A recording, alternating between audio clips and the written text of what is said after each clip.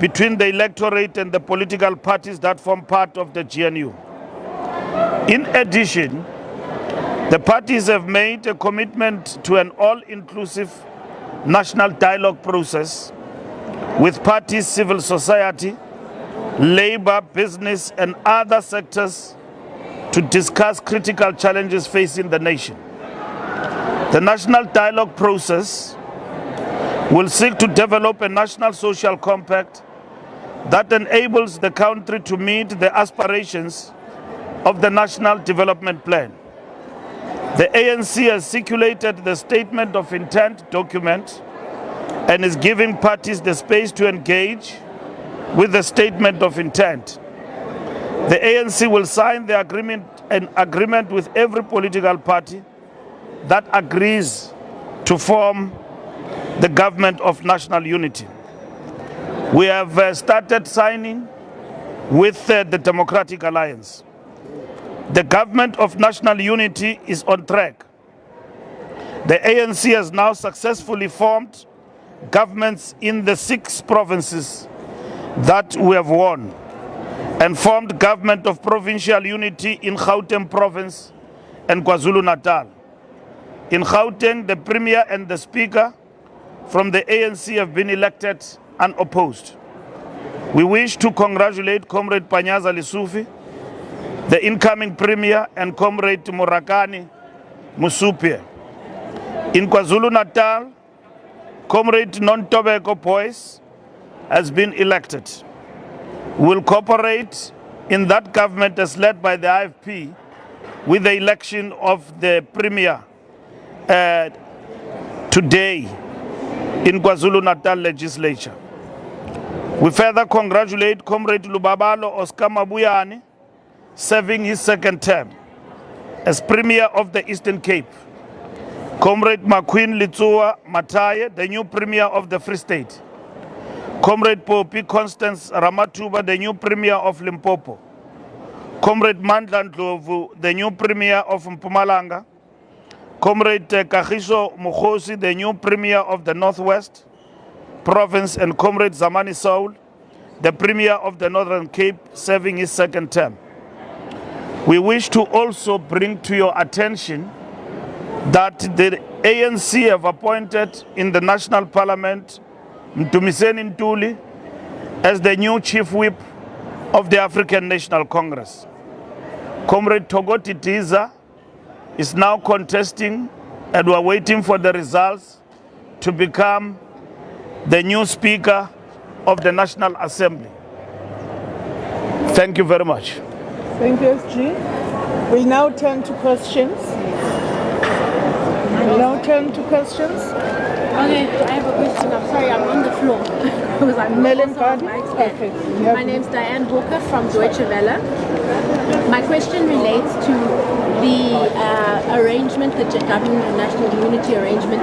It looks like the ANC has gotten into bed, as it were, with a number of parties who were quite strongly campaigning against the ANC. The DA saying that the country needs to be saved from the ANC, and also on the campaign trail, essentially painting the ANC as quite a bad guy. How does the ANC and the DA and other parties, how do they move forward from that point after so many comments of that nature? National unity is not a melting pot. It's a desire and a strategic point of prioritizing the country across ideological political divide. It does not mean that political parties cease to say the things they said. Should we get into the government of national unity and there are issues that we need to be held accountable about. If you look at the legislatures emphasizes the principle of accountability, which we embrace as the ANC. Now that the cooperation will be broadened to other political parties, will even deepen accountability within the legislatures. That is most welcome by the ANC. When we're governing and governing alone, we were actually accused of fudging most of the things and not being open to accountability. Now what it means is that our ministers will be held accountable through government and the legislatures to do better for South Africans. The ANC have always embraced the principle of transparency. We're going into this government of national unity, and in this framework and in its foundational principles in the beginning, without fears. Because at the end of the day, if you fear to be transparent, to be accountable, you wouldn't embrace accountability. We're deepening democracy, and we are ready to get into the government of national unity with everyone who wants to work for the good of the South African people and serve the people of South Africa. ENCA? Usiphamandla Lagoke from ENCA, who else will be signing? Please give us the names of the political parties. How are you going to share this power? Who is getting what in terms of executive positions and the legislature? Surely you have a draft that you are working on right now. No, the draft does not speak about positions because that becomes transactional. The draft talks about the foundational principles of what we want to achieve within the government of national unity. You will know the composition of government of national unity when the president announces, having engaged and consulted with different political parties who want to participate. The ANC have outlined that we don't go for one party, two party coalition, grand coalition. We go for government of national unity. Parties have embraced that, and we are engaging beyond this sitting in relation to what needs to be done after the inauguration, when the president is inaugurated, and how are we going to constitute the government of national unity. We are going, our work doesn't stop. We will be working with the strategic framework of the government of national unity. We've got a statement of intent that we have distributed to political parties to make comment. Things are fluid, they work out very fast. The Chief Justice said today, we thought we will meet on the 19th, so there's no time to waste time. So we need to move forward. We need stability, we need to bring assurances to the masses of our people, first and foremost South Africans who have voted, including those who have not voted, that the country is in safe hands and we are moving forward. And today is a remarkable step in the aftermath of the 29th of May, that we have started electing the Speaker and we have sworn in the MPs. We're in full swing. In no time we'll leave tonight with the President being elected and the Deputy Speaker. So when the President engages and talks to political parties, and when we finalize our strategic framework, we will talk about the issues that we need to talk about with other political parties that they will want them to be addressed within the framework of the government of national unity. We have signed with the Democratic Alliance already in terms of the way forward, and that is what is important. So we will sign also with other political parties. Remember, we are leading in relation to this particular matter, but the question of leadership is not an issue. It's a question of what are you able to do with others, which is the principle of GNU. Others have embraced and they are prepared to come on board. Others will not be party to it. They will be outside government of national unity and still become public representative of South Africa through their political parties. That is most welcome. Still on the point of accountability, earlier on the Democratic Alliance held a briefing where they basically, when it comes to the calls that they've continuously made insofar as the arrest of senior ANC officials implicated in state capture, that does not necessarily cease now that they form part of this government of national unity. The Deputy President is one person that they've been gunning for the longest time. What then happens in such an instance? Does the ANC still close rank even though you're not necessarily a majority, especially as well when you look at the reinstating of the Phala Phala report? Was this also part of the discussions behind closed doors?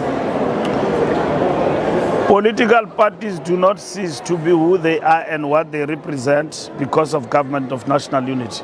Let me explain.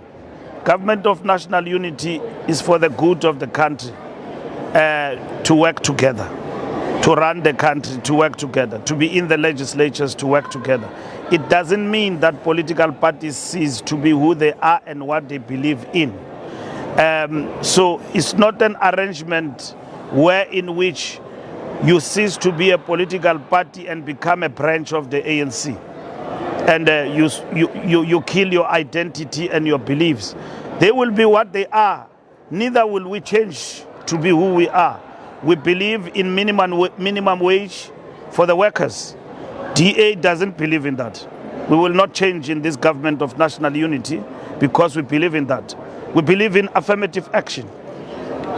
Our foreign policy believe in multilateralism and working with other countries, but at the same time to solidarize for the self-determination of others. It won't change.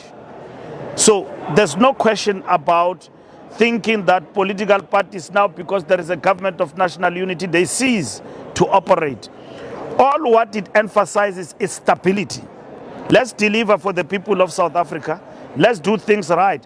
If the ANC has got, the DA believes that they can take us on, including our public representatives, the principle of transparency and guaranteed and enshrined in our constitution in terms of Chapter 9 institutions to hold each other accountable exist. The ANC has never been opposed to that.